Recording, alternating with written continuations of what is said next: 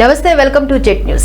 Detail చూస్తే పురపాలక ఎన్నికల్లో కాంగ్రెస్ పార్టీ 75% మున్సిపాలిటీలను గెలుచుకుందని మంత్రి పొంగులేటి శ్రీనివాసరెడ్డి తెలిపారు. పట్టణ ప్రజలు కాంగ్రెస్ పార్టీకి స్పష్టమైన మద్దతు తెలిపారని ఆయన పేర్కొన్నారు. పట్టణ ప్రాంతాల్లో బీఆర్ఎస్ బలంగా ఉందని ఆ పార్టీ నాయకులు చెప్పుకొచ్చారని, అయితే తాజా ఎన్నికల ఫలితాలు బీఆర్ఎస్ బలాన్ని తేల్చి చెప్పాయని మంత్రి ఎద్దేవా చేశారు. పట్టణ ప్రజలు ప్రభుత్వ పనితీరు, సంక్షేమ కార్యక్రమాలను గుర్తించి కాంగ్రెస్ కు మద్దతిచ్చారని ఆయన వ్యాఖ్యానించారు.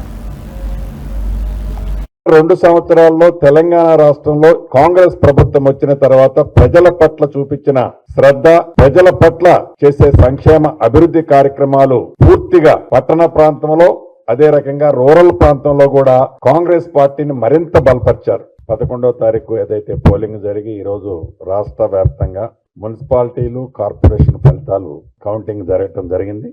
దీంట్లో కాంగ్రెస్ పార్టీకి ఇప్పటి వరకు అందిన సమాచారం ప్రకారం 72-73% కార్పొరేషన్ని కాంగ్రెస్ పార్టీ కైవసం చేసుకోవటం జరిగింది.